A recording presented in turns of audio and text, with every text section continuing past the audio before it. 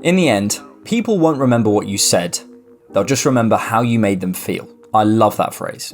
It's a simple maxim, but I think it has a great deal of truth to it, and I think it's totally apt for what we're looking at today. Football's brilliance is that it unites people. We feel it, which is the most important part. When you look back, no one really cares who got a yellow card on the 80th minute or what particular setup the manager used that day, unless you're a nerd like me. And in the end, what gets remembered is just the fact that we won or lost and how you felt. And that's as it should be for me. But, and sorry to spoil it, in the moment, good memories and vibes don't win football matches. That's down to, among other things, tactics and good players to execute a game plan. In order to assess this particular process, as well as seeing that the squad building, recruitment policy, executive structure and more are heading in the right general direction, we have to trust that the on-field stuff is developing. In the end, that's the thing underpinning all of this, and we can only do that by diving back into the past and plotting our path to now. By charting our course, we might also be able to see what's to come. So, how do we do that? To look back, it seemed fair to pick a high point for Arteta, and one where he'd had a significant period of time with the team.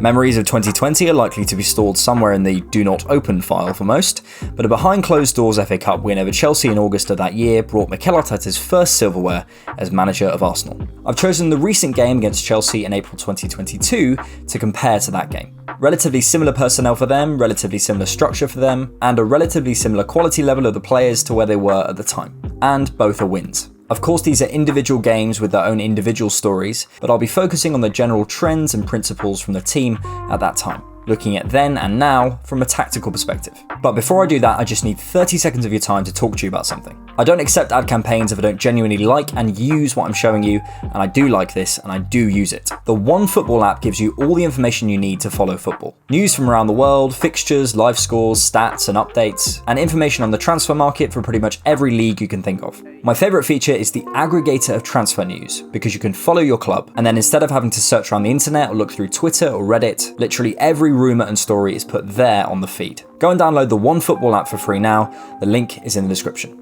Let's start simple.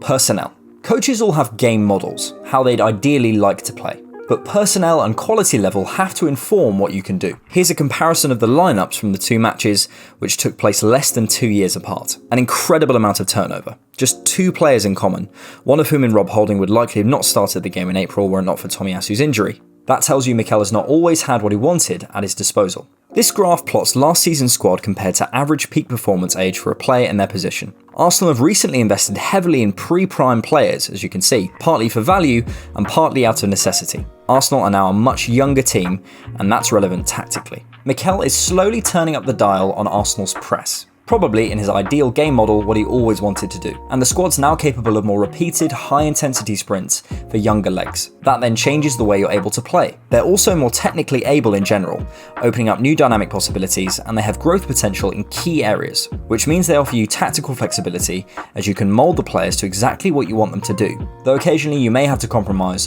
on proven quality and experience. In August 2020, Arsenal's game had to be different from how it is now, so we need to take that into account when looking at the past. In the FA Cup win, in possession and as a general guide, Arsenal played a relatively simple 3-4-3 structure with Ainsley Maitland-Niles and Hector Bellerin acting as wingbacks, the former floating in from the left to form a 3 in the midfield at times, or getting beyond in the left channel as seen here, with Tierney then pushed on to cover. Out of possession and once in a comfortable block after a turnover, Arsenal adopted a 4-4-2 shape, something they still use now with subtle changes, and aim to quickly regain shape as a narrow, compact back 5 when transitioned against, as seen here. Generally favouring something closer to a 4-2-3-1 in the league, Arsenal made this slight tweak in the latter stages of the FA Cup. But people get fixated on formations, and though it's a helpful prism at times in order to adjust your eyes, in reality, the 5 was only really used in a few phases off the ball. Formation should always be taken as a guide. It's just notable we wanted the extra man at the time, as we do different things now. Having watched the full 90 again,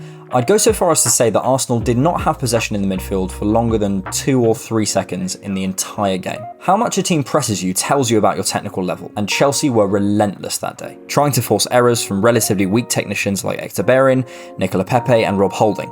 Arsenal had 40% possession, and it felt like a lot less. Most top teams at the time packed their midfield against us, and Chelsea were no different. Arsenal never attempted to play into Xhaka or Ceballos and allow them to move forward on the day, as they don't have the skill set to combine, receive and turn. Certainly not in those zones under that pressure. That leaves 2 options to progress the ball, over and around. A lot of Arsenal's attempts to go forward went down the sides, through one of the forward players dropping or combining with the wing-backs, or were balls over the top from David Luiz, like the one that led to the penalty. While effective on the day, it's not sustainable. You're relying on errors and luck, really. If you could force Arsenal wide by packing the midfield, challenge us early when we had our back to goal, and be proactive on the recovery to stop the balls going over the top, we basically had no threat at all against the top teams without a great moment of individual skill, birthing the U-shaped football Arsenal fans so despised from the early part of the 2020-21 season. But that was all before.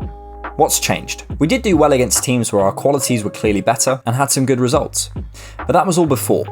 What now? Arsenal have gone to a less reactive, more proactive back four structure and implemented principles of play that suit their style and Arteta's ideas. They attempt to vary their game, but the general onus is on creating a high volume of chances and keeping the ball high up the pitch. Once you add the right profiles in the right place, you start to play the football the coach wants and you start winning. Better footballers make you better at football.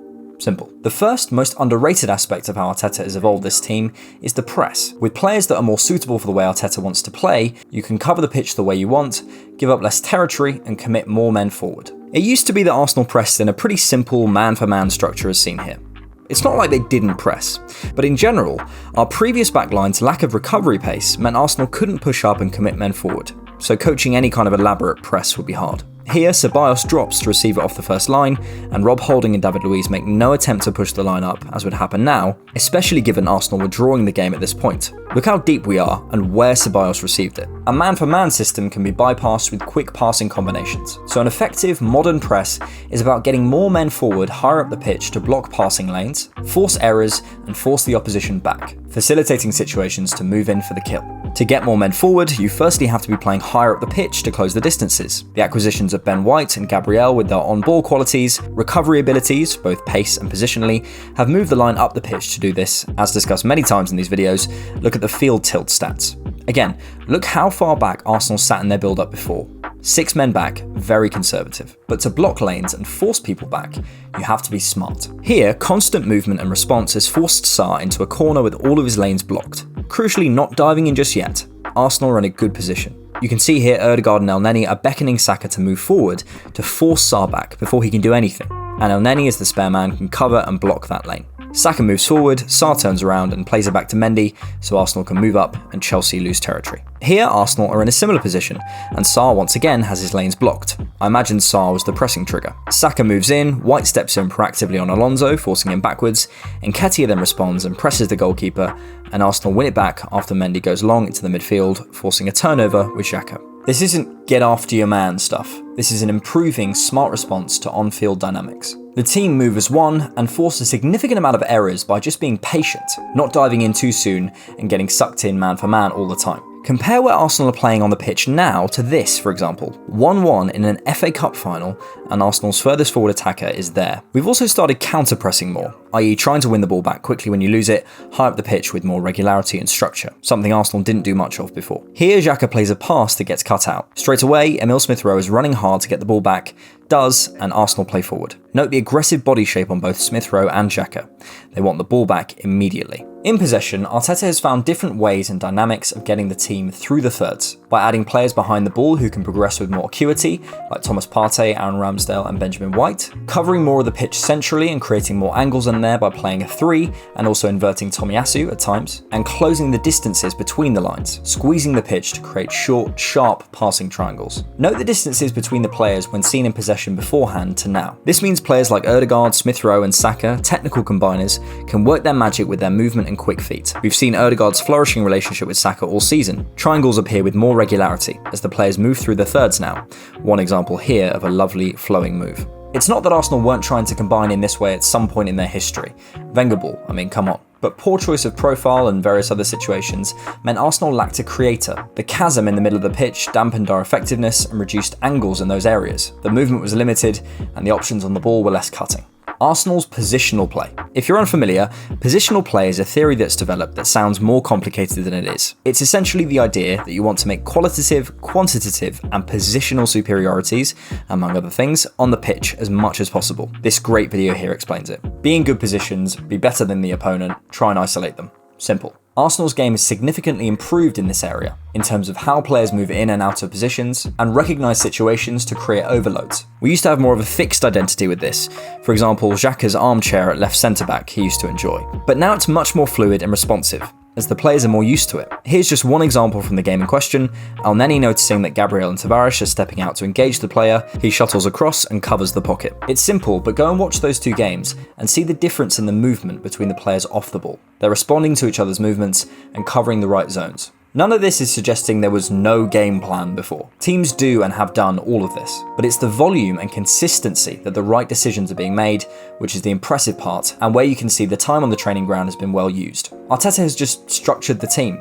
He's given automations so people know where they need to be at what times. When my right centre-back has the ball, where do I stand? So, where might this team be headed? What might an Arteta team look like in 2023? I don't think the basic principles will change. There will be heavy positional rotation, all personnel will be expected to be exceptional on the ball, regardless of position. You won't get any Mustafis anymore. The team will want to keep the ball, win it quickly and higher up the pitch, combine well all over, keep the ball on the floor and moving, and be tough to break down. I think Arteta is now looking to add new dynamics to his team. With Jesus, we actually finally have a striker who can score goals and do the whole job.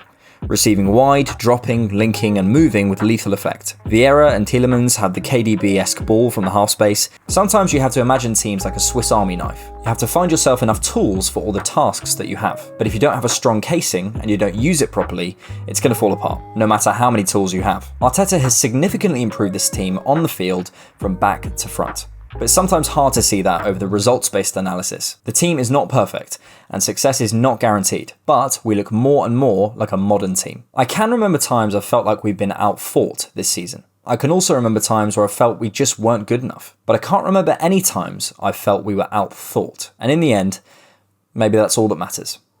Thank you so much for watching The Different Knock. If you like this video, please hit like and subscribe to the channel if you haven't already. Please consider supporting us on Patreon monthly or head to buymeacoffee.com for one-time support. You can find me at AMOnFootball on Twitter and we're at DiffKnock on all social media. Also, check out our podcast. All the links are in the video description. Thanks.